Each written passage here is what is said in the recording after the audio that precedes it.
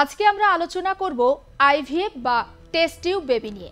অনেকের কাছে অজানা এই টার্ম, তবে পুরো বিষয়টা নিয়ে অনেকেরই হয়তো স্বচ্ছ ধারণা নেই। তাহলে আজকের এপিসোডটা আপনাদের জন্য। আজকে আমাদের আলোচনার বিষয়বস্তু টেস্ট টিউব বেবি। কি এই টেস্ট টিউব বেবি?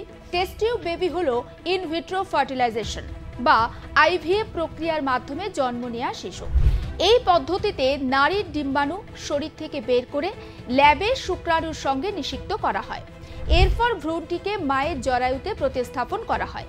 নিষিক্ত ডিম্বাণুটি 2 থেকে 7 দিন পর নারীর জরায়ুতে প্রতিস্থাপন করা হয়।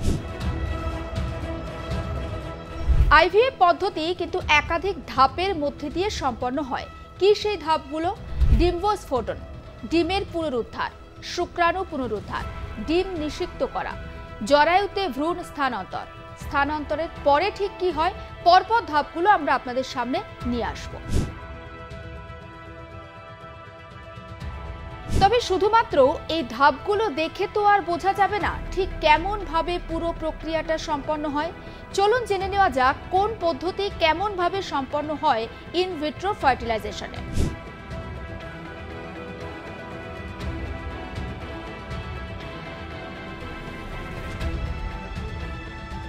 প্রথম ধাপ যেটা আপনাদেরকে বলেছিলাম, ডিম্বস্ফোটন।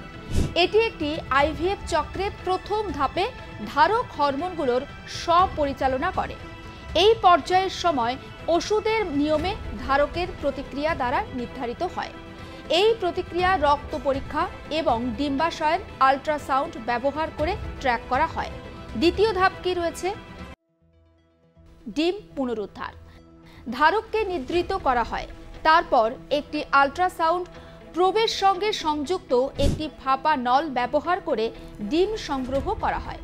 এরপর ডিম পুনরুদ্ধারের পরে রোগীকে ভ্রূণ স্থানান্তরের জন্য গর্ভের আস্তরণ প্রস্তুত করার জন্য ওষুধ দেয়া হয়। কেউ যদি গর্ভবতী হওয়ার প্রক্রিয়াটি স্থগিত করতে চান, তবে কখনো কখনো ডিম্বাণু সংরক্ষণ করেও তিনি রাখতে পারবেন। তৃতীয় ধাপ কি? শুক্রাণু পুনরুদ্ধার।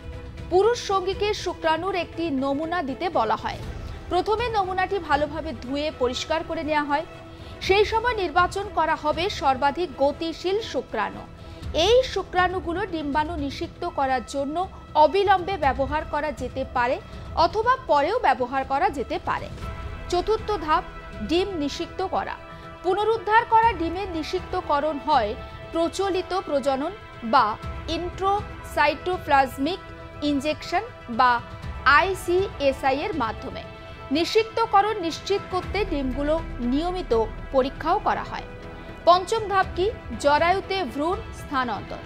ভ্রূণ বিশেষজ্ঞরা ভ্রূণের বৃদ্ধি এবং কার্যকারিতা মূল্যায়ন করে নির্ধারণ করেন যে সেগুলো 3 দিনে স্থানান্তর করা উচিত নাকি 5 দিনে স্থানান্তর করা উচিত। ভ্রূণে 4 থেকে 8টি কোষ থাকলে অথবা ভ্রূণগুলি প্রায়শই পুনরুদ্ধার এবং নিষেকের 5 দিন পর স্থানান্তর করা হয়। জরায়ুতে একটি ছোট ক্যাথিটার ঢোকানো হয় আর যার মাধ্যমে ভ্রূণ স্থাপন করা হয়। যদি প্রক্রিয়াটি সফল হয় তাহলে ইমপ্লিমেন্টেশনে 6 থেকে 10 দিনের মধ্যে সময় লাগে।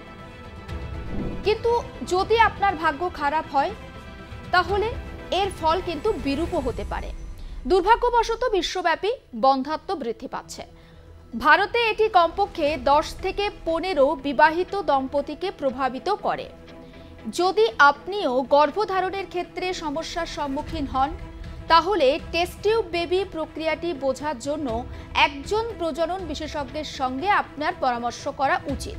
কিন্তু প্রশ্ন হচ্ছে, কাদের এই আইভিএফ চিকিৎসা প্রয়োজন রয়েছে? পুরুষ ফ্যাক্টর বন্ধ্যাত্ব। যদি পুরুষ সঙ্গীর শুক্রাণুর সংখ্যা কম থাকে বা উৎপাদিত শুক্রাণুর মান কম থাকে, তাহলে টেস্ট টিউব গর্ভাবস্থা আপনার জন্য সেরা বিকল্প হতে পারে। ডিম্বস্ফোটনজনিত ব্যাধি। মহিলারা ডিম্বাণু উৎপাদন করতে অক্ষম হতে পারেন অথবা উৎপাদন প্রায়শই নাও হতে পারে, তাই শুক্রাণু নিষিক্ত করার জন্য কম ডিম্বাণু পাওয়া যায়। এন্ডোমেট্রিওসিস। এটি এমন একটি অবস্থা যেখানে জরায়ুর আস্তরণের কোষগুলো জরায়ুর বাইরে বৃদ্ধি পেতে শুরু করে। এটি জরায়ু, ডিম্বাশয় অথবা ফ্যালোপিয়ান টিউবগুলোকে প্রভাবিত করতে পারে। টেস্ট টিউব বেবি প্রক্রিয়ার সঙ্গে বেশ কয়েকটি সুনির্দিষ্ট ধাপ কিন্তু জড়িয়ে রয়েছে।